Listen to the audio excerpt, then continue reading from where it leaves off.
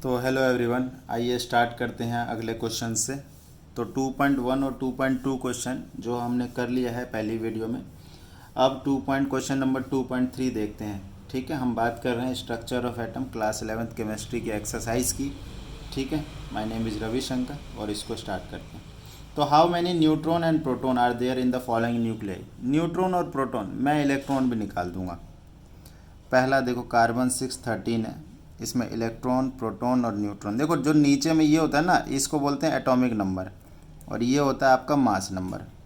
तो जितना इसका एटॉमिक नंबर होता है वही इसमें नंबर ऑफ प्रोटॉन होते हैं। तो 6 प्रोटॉन हो गए, और इलेक्ट्रॉन भी 6 ही होंगे, क्योंकि इलेक्ट्रॉन और प्रोटॉन के नंबर्स बराबर होते हैं न्यूट्रल स्पीसीज में।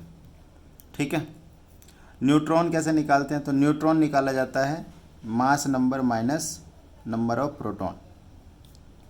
ठीक है, तो मास नंबर 13 में से 6 गए तो बेटा 7 आ गया, तो ये निकल गया। दूसरा देखो, इसका ऑक्सीजन है 816, इलेक्ट्रॉन, प्रोटॉन, न्यूट्रॉन। तो ज़रा ध्यान से देखो, इसमें ये आ गए आपके प्रोटॉन, और जितने प्रोटॉन उतने ही इलेक्ट्रॉन, और इन मास में से प्रोटॉन माइनस कर दो तो ये आ गया हमारा न्यूट्रॉन, 16 - 8।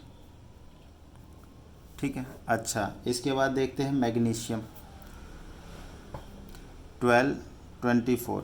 तो इलेक्ट्रॉन, प्रोटॉन, न्यूट्रॉन, नीचे वाला ये होता है प्रोटॉन, तो 12, जितने प्रोटॉन उतने ही इलेक्ट्रॉन, और मास में से इलेक्ट्रॉन माइनस कर दो या प्रोटॉन माइनस कर दो तो आ गया आपका न्यूट्रॉन। आयरन का ले लेते एग्जांपल है, इसमें आयरन 26 56। तो इलेक्ट्रॉन, प्रोटॉन, न्यूट्रॉन, नीचे वाला है ये है प्रोटॉन, जितने प्रोटॉन उतने ही इलेक्ट्रॉन, और मास नंबर में से माइनस कर देंगे प्रोटॉन को तो आ गया नंबर ऑफ न्यूट्रॉन। ये फार्मूला जो है, तो इसका मतलब 56 - 26 दैट इज़ 30। अब लास्ट एक एग्जांपल है, दैट इज़ स्ट्रॉन्सियम। स्ट्रॉन्सियम का एटॉमिक नंबर 38, मास नंबर 88। तो इलेक्ट्रॉन, प्रोटॉन, न्यूट्रॉन निकाल लेंगे हम। जितने प्रोटॉन तो 38 उतने ही इलेक्ट्रॉन, और मास में से प्रोटॉन माइनस कर दो, 88 - 38 दैट इज़ 50। तो न्यूट्रॉन कितने हो गए इसमें? 50 हो गए, राइट। ओके, तो ये इजी क्वेश्चन था 2.3। Now question number 2.4। इसमें देखो क्या करना, आप लोग एनसीईआरटी साथ में लेके बैठना, एनसीईआरटी क्वेश्चन उसमें से आप रीड करते रहो। Right the complete symbol for the atom with the given atomic number and the atomic mass. तो इसका देखो फर्स्ट पार्ट क्या कह रहा है कि सिंबल बताने हैं, कुछ नहीं है। देखो सिंबल Z = 17 Z होता है एटॉमिक नंबर, और मास होता है 35। ठीक है, तो ज़रा ध्यान से देखते हैं। एटॉमिक नंबर 17 किसका होता है? क्लोरीन का होता है। तो क्लोरीन नीचे में 17, ऊपर में 35। ठीक है, क्लोरीन का आइसोटोप है ये। सेकंड पार्ट, Z हो गया 92, और मास नंबर हो गया 233। अब देखो आप लोगों को पता तो होगा नहीं, 92 होता है यूरेनियम का, तो हम लोग ना इसकी जगह पे ऐसा लिख सकते हैं X 92 233। अगर तुम्हें नहीं पता तो सिंपल X लिख दो, अननोन एलिमेंट, आपको नहीं पता। अब मुझे तो याद है इसलिए मैंने लिख दिया है ना, दोनों लिख सकते हैं आप। थर्ड हो गया इसका Z = 4, A = 9। अब देखो 4 किसका होता है? अब 4 एटॉमिक नंबर होता है हाइड्रोजन, हीलियम, लिथियम, बेरिलियम का। तो बेरिलियम 4, और ये हो गया 9, ख़त्म। तो ये भी हमारा इजीली सॉल्व हो गया। तो नाउ द क्वेश्चन नंबर 2.5। अब ये बड़ा अच्छा क्वेश्चन है। देखो क्या कह रहा है कि yellow light emits from a sodium lamp has a wavelength दिया हुआ 580 नैनोमीटर। कैलकुलेट फ्रीक्वेंसी, तो फ्रीक्वेंसी का सिंबल न्यू होता है, एंड वेव नंबर। तो वेवलेंथ दे रखी है और आपको फ्रीक्वेंसी एंड वेव नंबर पूछा गया। देखो हमने जो फार्मूला पढ़ा है, क्या पढ़ा है, जो फ्रीक्वेंसी जो होता है ना, वो उसका फार्मूला होता है C/λ।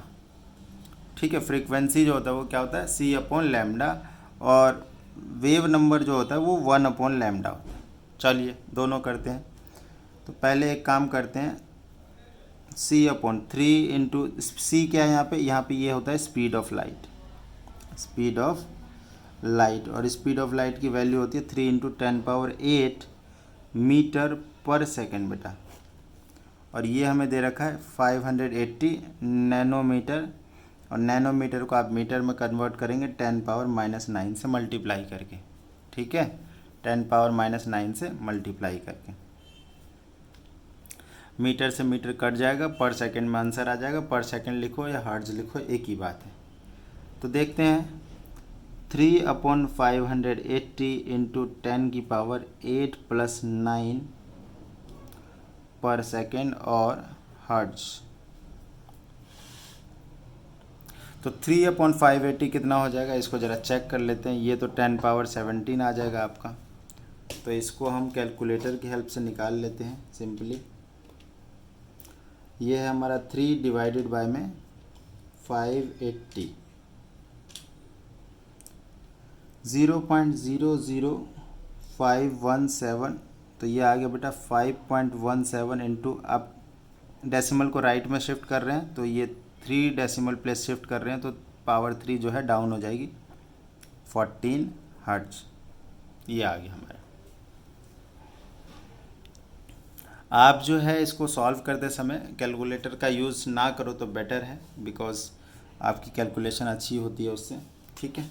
तो मैं भी अब जो है मोस्टली कोशिश करूँगा कि कैलकुलेटर यूज़ ना करके डायरेक्ट कर लो। कैलकुलेटर यूज़ इसलिए करते कि थोड़ा सा टाइम इसमें सेव होता है।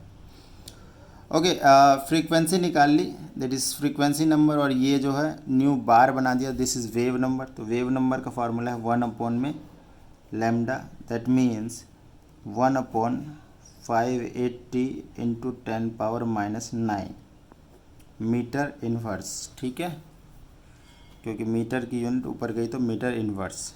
तो इसको लिख देता हूँ मैं 1/58 इंटू 10⁻⁸,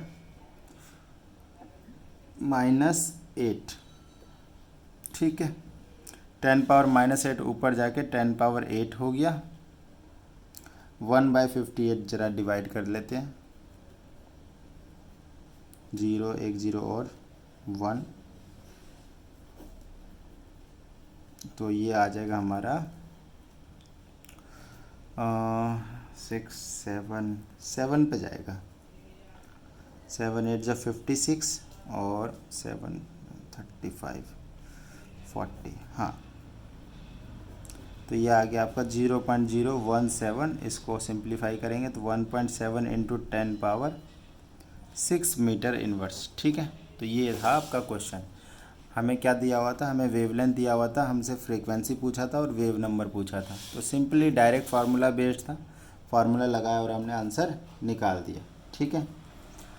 अब क्वेश्चन नंबर 2.6 देखते हैं ज़रा।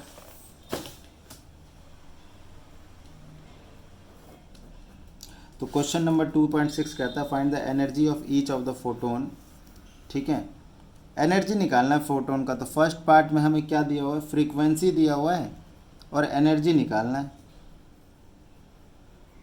तो एक फार्मूला होता है ना, E=H/ν, ठीक है। तो डायरेक्ट फ्रीक्वेंसी दिया और मल्टीप्लाई कर देंगे।